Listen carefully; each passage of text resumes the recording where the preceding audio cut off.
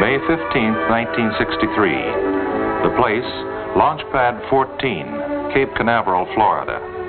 The event, Project Mercury's final manned flight in Earth orbit, forerunner to Projects Gemini and Apollo in the nation's space program.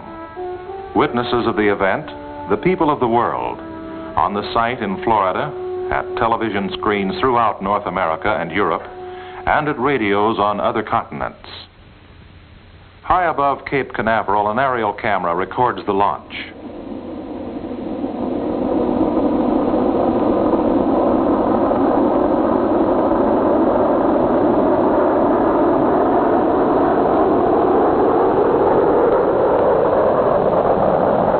The primary purposes of the fourth American manned orbital flight were to confirm how well man can function in space during a day and a half of weightlessness, and to test the efficiency of the human being as a primary component of a spaceflight system.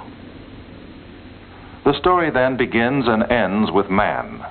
Man as a living, thinking element of the spaceflight system, and the man as an individual, the man who named his spacecraft Faith 7, for his faith and for his friends. The individual, Air Force Major and NASA astronaut Leroy Gordon Cooper, Jr. What events in his life led to his selection as the man who would take America's longest stride in space? He began flying at an early age. He soloed at 16. He became an Air Force lieutenant and jet pilot at 22. He also obtained an aeronautical engineering degree and qualified for the daring and methodical work of a test pilot. By the time he was selected as an astronaut, he was a trained, experienced test pilot of supersonic jets. But the demands of spaceflight were new, beyond anything previously demanded, even from a supersonic test engineer. New knowledge was essential, new academic training, from astronomy and celestial navigation to studies such as astrodynamics, spacecraft structures, bioastronautics. As an astronaut, Gordon Cooper entered another world of sensation, such as weightlessness, the absence of gravity, which can be simulated on Earth for only brief periods. He underwent hours of training on centrifuges, experiencing the forces of acceleration. He learned special breathing techniques to help him function under the crushing forces of liftoff and re-entry. He learned firsthand the sensations he would encounter in a tumbling spacecraft, and learned to control the craft's attitude in various dynamic conditions. Astronaut Cooper flew dozens of training missions on the ground in spaceflight simulators. He learned operational procedures and emergency techniques. He became as familiar with his Mercury spacecraft as with his own home. And if something went wrong with that spacecraft, he was trained to survive on the desert, in the open sea, wherever he might be forced to land in an emergency. By the morning of May 15, 1963, astronaut Gordon Cooper, engineer test pilot, was as ready to orbit the Earth as his own intelligence and the resources of science could make him. Ready as a man, a highly qualified person. But more than that was required. He must also be prepared as the component man, part of the control loop of a spaceflight system. Obtaining medical knowledge of man's mind and body in a period of sustained spaceflight was the most important goal of the mission. To take his temperature, a new oral thermometer was used. When not in use by the astronaut, it is stowed on the right ear muff of the helmet and serves to confirm suit outlet temperature. It consists of a thermistor embedded in a latex probe and has a range from 75 to 105 degrees Fahrenheit.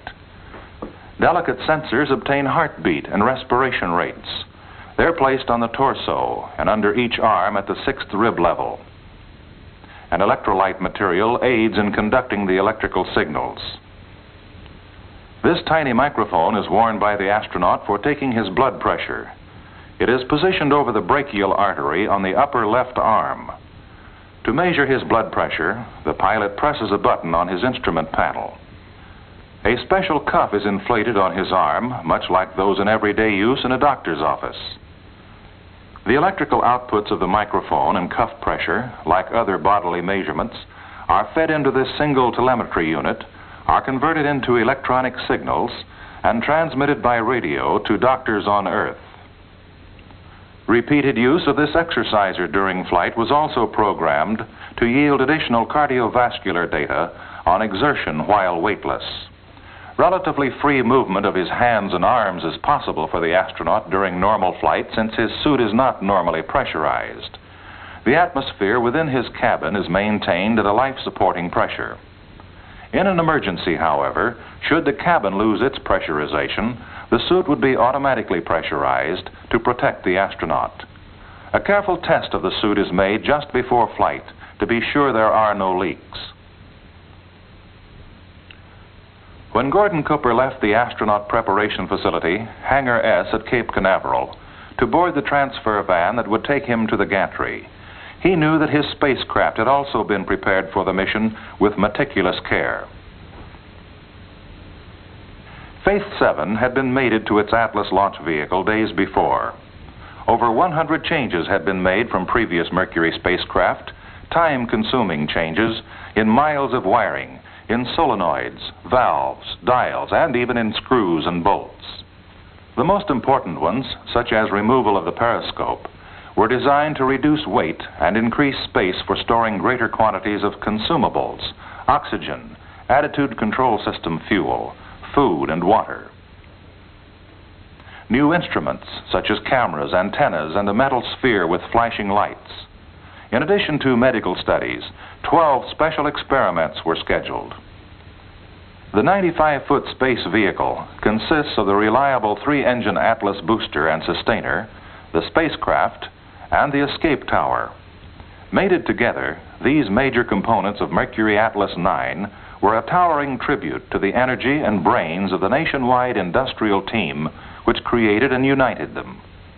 From almost every state in the Union, materials, designs, parts, components, and assemblies had come to this Florida beach, from the thousands of men and women working in the nation's effort to succeed in space.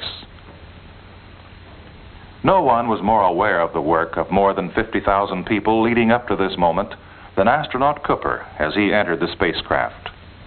He was fortified by the knowledge that thousands more would be standing by from Mercury Control Center to stations around the world. Emergency rescue forces were ready to come to his aid in the event of failure or catastrophe during liftoff. And other rescue crews were stationed at strategic points beneath his flight path in case of emergency landing before the completion of the programmed 22 orbits. The day before, the MA-9 flight had been postponed due to a radar problem at the Bermuda tracking station. The man, the space vehicle, and the support systems must check out 100% before liftoff. There's no margin for error when a man is launched into the void of space. On May 15, 1963, the countdown proceeded faultlessly. Woomer, how do you read? Roger. Canton, how do you read? Status is green, clear with background noise. Roger. Around the world, all tracking stations were green for go. This is Texas Capcom, read you loud and clear. All status is green. Roger. Eglin M&O, how do you read? Eglin M&O, reading you loud and clear. All status is green. Roger. Test 465 is at T-minus 24 minutes and counting. MA-9, the vast and intricate edifice itself, responded perfectly to the careful scrutiny of men like those who had built it. Stand by for status. Airman. Go. ECS. Go. Sequence. Go. Electrical. Go. ASCS. Go. RCS. Go. Tom. Go. TM. Go. CO. Go. Flight. Go. Tony. I'm go. CO, I have your ready light. Roger. Airmed verify. Ready light. Airmed, booster interlock to go. Go. Instrumentation, communications, the spacecraft's automatic stabilization and control system, ASCS, environmental control systems, all were go. 9, 8, 7, 6, 5, 4, 3, 2, 1. Roger, have a lift off and the clock is operating. Roger clock. Take my 7, base 7 on the way.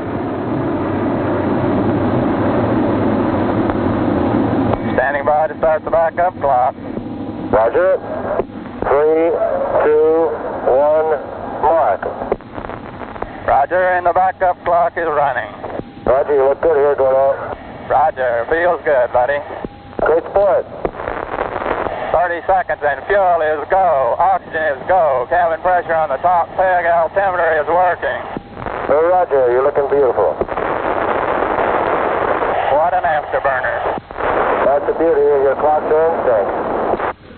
As the spacecraft reached maximum dynamic pressure, all systems were go.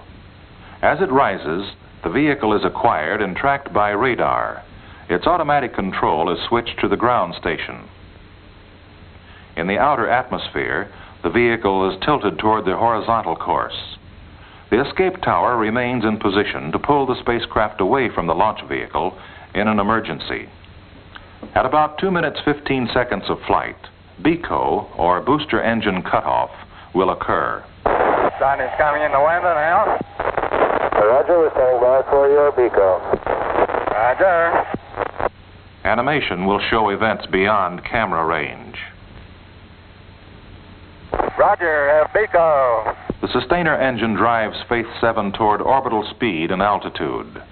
When the spacecraft can escape with its own posigrade rockets, the tower is jettisoned. And there goes the tower. And does she take off?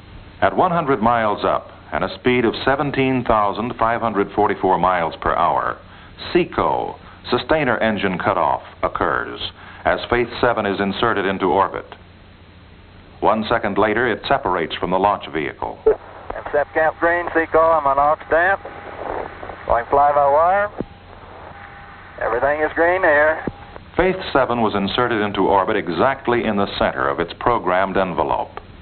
Using fly-by-wire control, astronaut Cooper then turned the spacecraft so that it traveled with the retro rockets and the heat shield facing forward. This way, the retro rockets could be fired to reduce speed and end orbital flight if necessary. The small jets of hydrogen peroxide, which change the spacecraft's attitude, have no major effect on the path or velocity of the orbital flight. At 14 minutes 53 seconds, contact was made with the Canary Islands tracking station. Faith 7, this is Canary Capcom. Roger, Canary Capcom, Phase 7, reading you loud and clear. What temperatures would you like, over? Capcom is the capsule communicator in contact with the spacecraft at each tracking station. In addition, 28 ships and 172 aircraft were stationed around the world in pre-selected recovery areas. Contingency forces were also ready in the event of emergency landing. Phase 7, this is Zanzibar Capcom. How do you read? Roger, Zanzibar, reading you loud and clear. Phase 7 here. An added advantage of having a man performing in the spaceflight environment was indicated by astronaut Cooper's ability to keep a detailed record of his flight on the onboard tape recorder. For example, approaching his first night. First night side, and I have a bright blue band, a thick diffused band of blue color, a bright blue band. The sun spread out very widely. Is setting now. And there it goes. Phase 7, Earth has their lights on tonight. You might look for them and see. Roger, I have the lights of Earth in sight, loud and clear. From the perigee or low point of 100 miles over Bermuda to the apogee or high point of 166 miles over Australia, the first orbit was nearly perfect. Capcom at Guaymas, Mexico, gave astronaut Cooper his go for 7 orbits. Gordo, we're giving you a go for 7 orbits. Roger. For 30, how many? As many as you want. Roger. If all was well, in the 7th orbit, he would get a go for 17, then for the full 22. Meantime, he began the special experiments. The first was the use of this slow-scan television camera to relay pictures to the ground at the rate of 1 picture every 2 seconds. These pictures resulted from a transmission over Florida. 15 minutes before sunset on the 3rd orbit, Major Cooper prepared to eject this sphere or beacon for another experiment to find out how well man can see flashing lights in space to help with rendezvous and docking maneuvers in future space programs. And I am on fly-by-wire.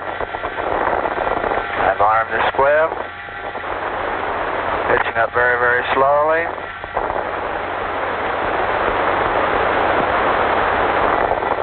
And we'll deploy the flashing light minus 20-degree point.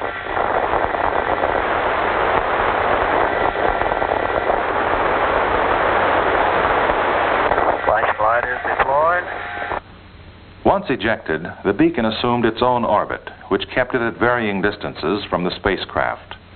Major Cooper was unable to find it on the third orbit. However, on the next orbit, he saw the light clearly. Quite bright, quite discernible. The order of a second magnitude star now. Beyond 10 or 12 miles, the flashing beacon became less discernible. In the fourth orbit also, the first of a series of tests were begun to measure radiation in space, where a belt of fission electrons trapped in the lower regions of the Earth's magnetic field would be penetrated by Faith 7 on orbits passing over eastern South America and the South Atlantic Ocean. Primarily, the measurements were made by two Geiger counters located on the retropack. One of the Geiger counters surveyed a hemisphere-shaped area unobstructed by the spacecraft and unaffected by radiation scattered by its structure. The other registered radiation directly in the path of travel. Trapped electrons spiraling along the Earth's magnetic flux lines were primarily the source of radiation. Several devices were provided to measure radiation piercing to the interior of the spacecraft. A pocket ion chamber, or dosimeter, a film patch attached to the hatch of the spacecraft, a photographic emulsion pack carried on the instrument panel, and 4 film patches worn beneath the astronaut's pressure suit, one in his helmet, the other 3 on his body. The packages contained 2 kinds of film, one sensitive to protons, one sensitive only to electrons. Both the nature and the amount of exterior and interior radiation at the Mercury orbit altitude were ascertained during the flight and found to be well below the level harmful to man. Astronaut Cooper was able to drink water successfully in his weightless condition, but he had some difficulty in transferring the water needed to make some of his packaged food edible. Experimental foods were freeze-dried and dehydrated so that adding water would restore their taste and consistency. Other foods were packaged in bite-sized bits. Small sandwiches, brownies, and other dessert-type foods were easily eaten. Other experiments were highly successful. For example, on the 6th orbit, astronaut Cooper clearly saw a 3 million candle power light shining up from Bomfontein, Africa. Such a light may be used to guide future moon explorers on their return to Earth. He carried out several experimental photographic assignments, such as taking pictures of the Earth's horizon or limb, which may also serve as a navigation fix in longer space flights. Another photographic research project involved use of a 35mm camera to shoot 2 dim light phenomena best observed beyond the Earth's atmosphere. One is called zodiacal light, believed to be a weak reflection of sunlight from free electrons and dust particles.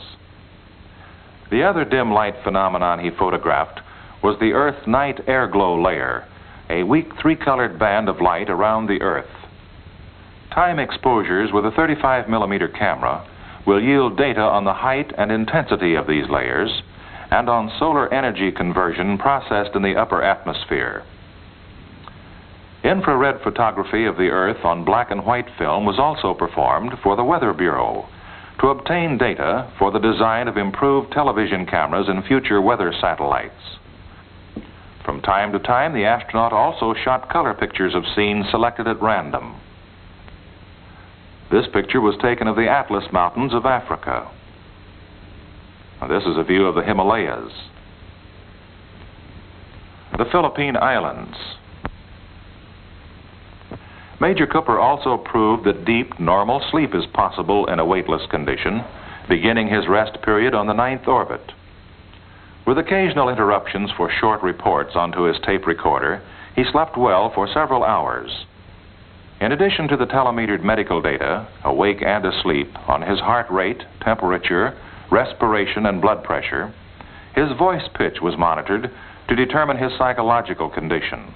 The flight proceeded with textbook perfection. Even after the cabin cooling system was turned off and using only the suit cooling system, cabin temperature stabilized at 96 degrees and suit inlet temperature at 59 degrees Fahrenheit.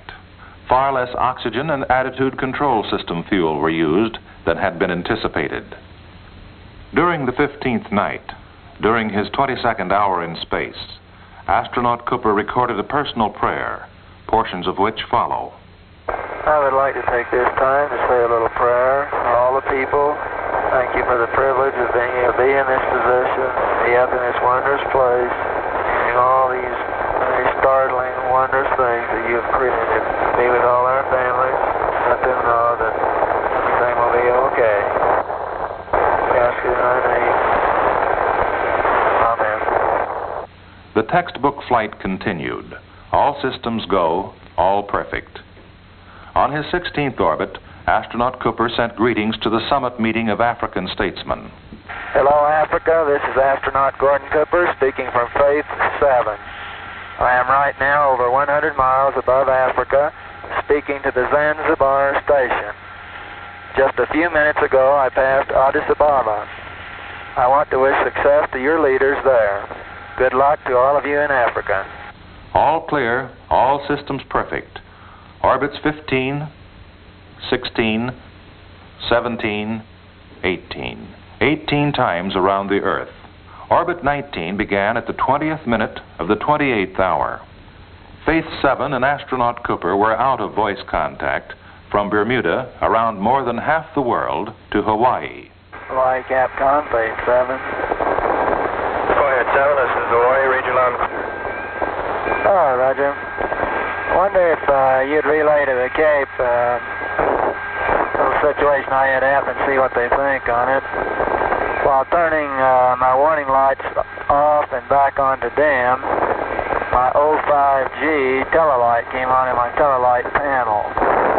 The .05 gravity light normally comes on after retro rockets have been fired and the spacecraft has begun to fall toward the Earth. It indicates deceleration on encountering the atmosphere. But Faith 7 was maintaining its orbital path and velocity. Therefore, the question was whether the .05 gravity switch alone had been triggered by a short circuit, or whether the entire automatic control system had skipped the programmed retro rocket and re-entry phase. Astronaut Cooper's message was immediately relayed from Hawaii to Mercury Control Center.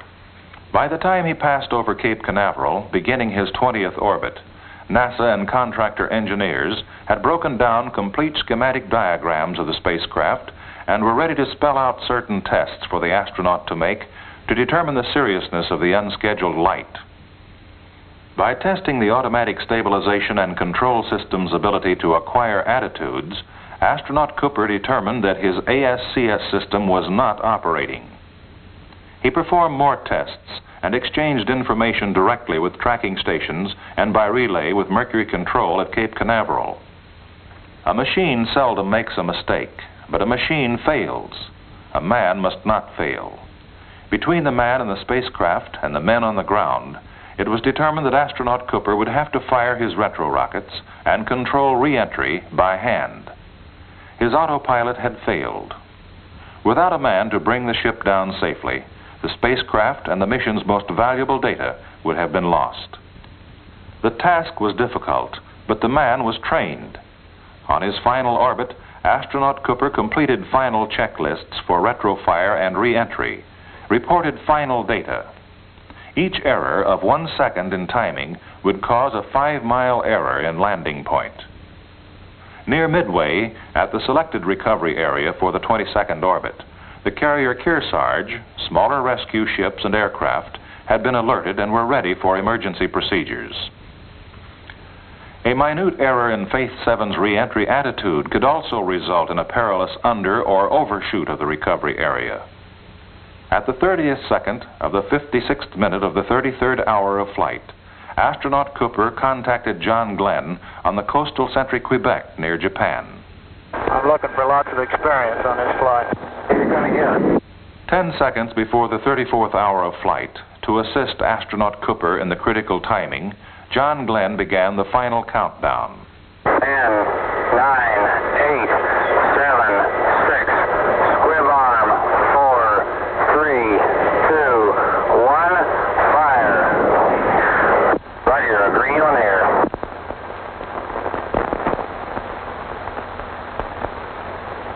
Roger, I think I got all three. Roger, how's your attitude hold, Gordo? Well, pretty fair. Good show, boys. Real fine. It looks like they came off right on the money on times. Roger, I think so. Astronaut Cooper had fired the retro rockets on the second. He jettisoned his retro pack. As the tremendous speed of the spacecraft re-entering the atmosphere built up a temperature of 3,000 degrees Fahrenheit, the ionized air cut off radio contact for a short time. Now it was a matter of waiting, hoping for contact to be reestablished, hoping for accuracy, hoping the chutes would open and hold. Faith 7 was picked up by radar 184 miles out and falling fast. Shortly thereafter, the main parachute was sighted.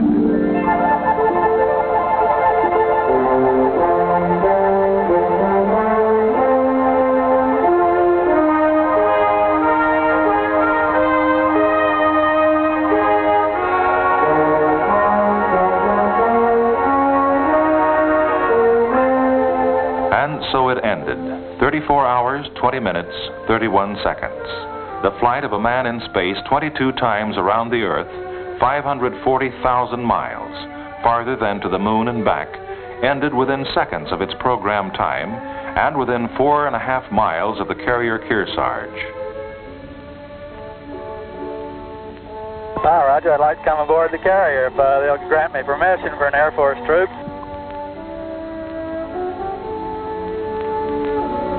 The flight of Faith 7 was over. A great deal of data was still to be gathered, but from the immediate medical checkout of the astronaut before he emerged from the spacecraft to preliminary post-flight analyses, the flight seemed to have proved man's capability of efficient functioning in a period of prolonged weightlessness in space.